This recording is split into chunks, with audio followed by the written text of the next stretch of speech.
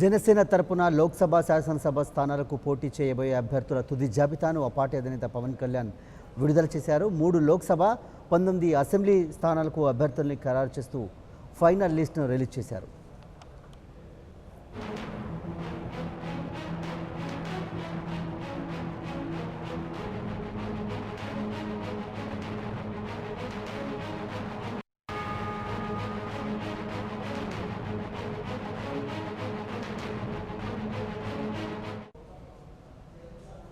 Janasena party అధినేత పవన్ కళ్యాణ్ ఇవాళ తుది జాబితాను విడుదల చేశారు. 19 అసెంబ్లీ 3 లోక్సభ స్థానాలకు సంబంధించిన అభ్యర్థుల జాబితాను రిలీజ్ చేశారు. దీనిపై డీటెయిల్స్ మా ప్రతినిధి నేతాజీ తెలుసుకుందాం. నేతాజీ, ఇవాళ నామినేషన్స్ చివరి రోజు కావడంతో జనసేన అధినేత పవన్ కళ్యాణ్ మిగిలిన అభ్యర్థులకు సంబంధించిన లిస్టును రిలీజ్ చేశారు. సో డీటెయిల్స్ ఏంటి?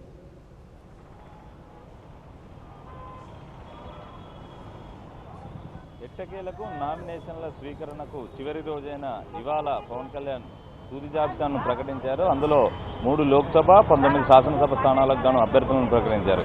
ఇక లోక్సభ స్థానాలకు సంబంధించిన అభ్యర్థుల జాబితాను మనం చూస్తే విజయవాడ నుంచి ముత్తంశెట్టి సుధాకర్కి అవకాశం కల్పించారు.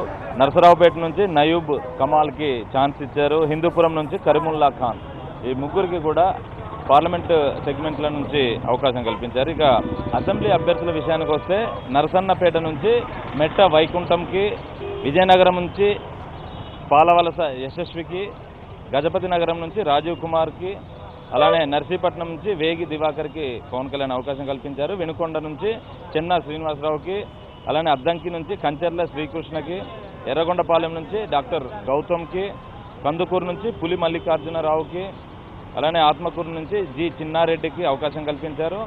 బనగానపల్లి నుంచి సజ్జల అరవింద్ రాణి, అలానే శ్రీశైలం నుంచి సజ్జల సుజల, ఆలూరు నుంచి ఎస్ వెంకప్ప, పత్తికొండ నుంచి కేఎల్ మూర్తి, పెనుకొండ నుంచి పెద్దిరెడ్డి గారి వరలక్ష్మికి, ఉరవకొండ నుంచి సాకే రవికుమార్కి అసెంబ్లీ అభ్యర్థులుగా పవన్ కళ్యాణ్ ఛాన్స్ ఇచ్చారు.